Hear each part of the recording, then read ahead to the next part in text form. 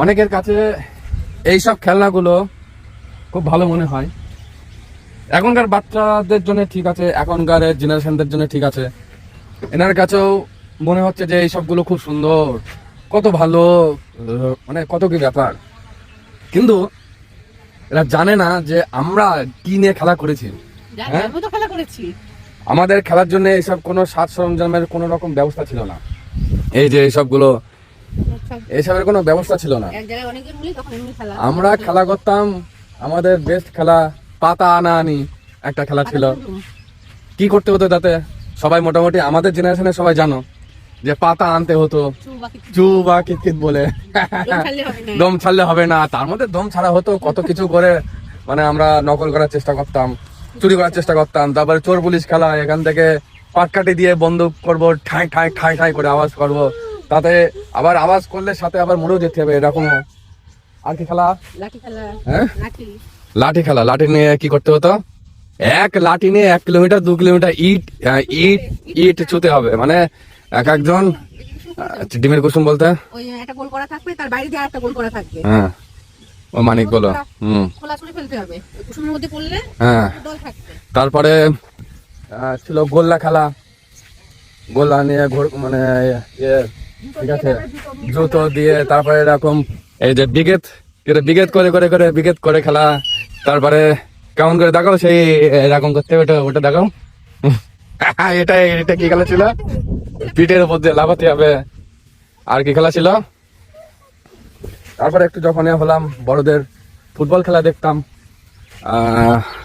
Football তারা খেলতো, বল এদিক ওদিকে চলে গেলে বল আর কি কুড়ি নিয়ে আসতাম। তারপরে আস্তে আস্তে ক্রিকেট খেলা এসব শুরু করলাম। এখন হচ্ছে জীবনের সঙ্গে খেলা করছি।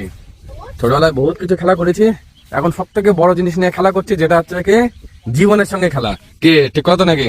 হ্যাঁ, জীবনের সঙ্গে খেলাটা সব থেকে বড় খেলা, সব থেকে বড় খেলা। মানে এর মতন অপোনেন্ট যদি স্ট্রং না হয়, তাহলে সে খেলায় মজা কি? এখন হচ্ছে ছোটবেলায় মনে হতো যে সবাই সেম এজের বা 1-2 বছরের ডিফারেন্স।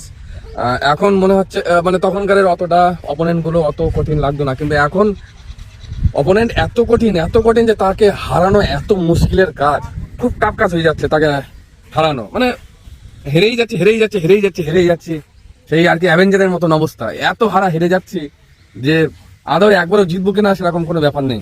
অনেকে একবার জিতে যাচ্ছে, অনেকে 2বার জিতে যাচ্ছে, কিন্তু মানে জেতার যে আর কি রেশিও, সেখানে জীবনের আর কি ওখানে পয়েন্ট বেড়েই যাচ্ছে, আর আমার এখানে নীল হয়ে যাচ্ছে, নীল মানে 0 হয়ে আছে। একবার শুধু জিততে চাই, জানি না উপরওয়ালা কবে সেই সুযোগ দেবে। তো এই হচ্ছে আমাদের এখানকার। হ্যাঁ, লটারি বলতে কি খেলা? লটারি। তারপরে খোলা খেলা, টিকিট।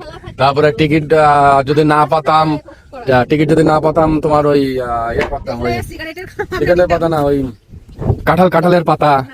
ওরে বাবা, কাঁঠালের পাতা কুড়ো দাম।